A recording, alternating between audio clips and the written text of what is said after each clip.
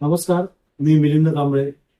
मी आता आहे पुरुषमध्ये वज्रेश्वर हॉस्पिटलमध्ये, जयेश यांच्या वज्रेश्वर हॉस्पिटलमध्ये. त्यामुळे बाजूला आपण पाहत असत 16 वर्षाची गीता ही मुलगी गीताच ना, गीता भात असं नाव दिले. तर स्वयंपाक करताना चुलीवरती काहीतरी भात ठेवला होता काहीतरी, आणि तो तिच्या अंगावर सांडला आणि ते कमरेपासून पूर्ण खाली वाजली. अगदी गरीब कुटुंब आहे, परप्रांतीय आहे. तिचे वडील गवंडी काम करतात. आई आमच्या मिलिंद चौधरी यांच्या शाळेवर झाडू मारायचं काम करतात. आणि अशा परिस्थितीत त्यांच्या जयेश जे ओनर आहेत हॉस्पिटल, त्यांनी स्टेटस टाकला. तो बऱ्याच लोकांनी पाहिला. तो स्टेटस पाहून आम्ही आलो. काहीतरी मदत सामाजिकदृष्ट्या आपण यांना करायला पाहिजे गरीब कुटुंबाला. माझ्या अगोदर मिलिंद चौधरी यांनी जबाबदारी घेतली होती.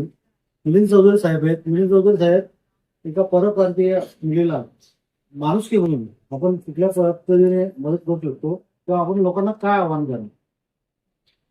ऑलरेडी ज्या वेळेला ना उच्च जातीचे ऍडमिट केलं त्यावेळेला मदतीची जाऊन चालू आहे. आम्ही स्थानिक लोकांना, आम्ही जे ग्रामस्थांनी इतर विभाग लोक आहे, या सर्व लोकांना आम्ही आर्थिक पंचायत किंवा वगैरे यांची संपूर्ण माहिती सुसार केली आहे.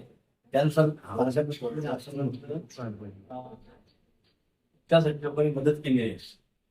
ही आतापर्यंत झालेली मदत ही खूपच अपुरी आहे. पुढे जाऊन आणखी जास्त मदत हवी आहे. त्यासाठी लोकांना मी आवाहन करतो की आपण गीता भारती या 7वी मध्ये 13 वर्ष वयाच्या मुलीच्या उपचारासाठी सर्वांनी सगळं असते मदत करावी, सर्वांना विनंती.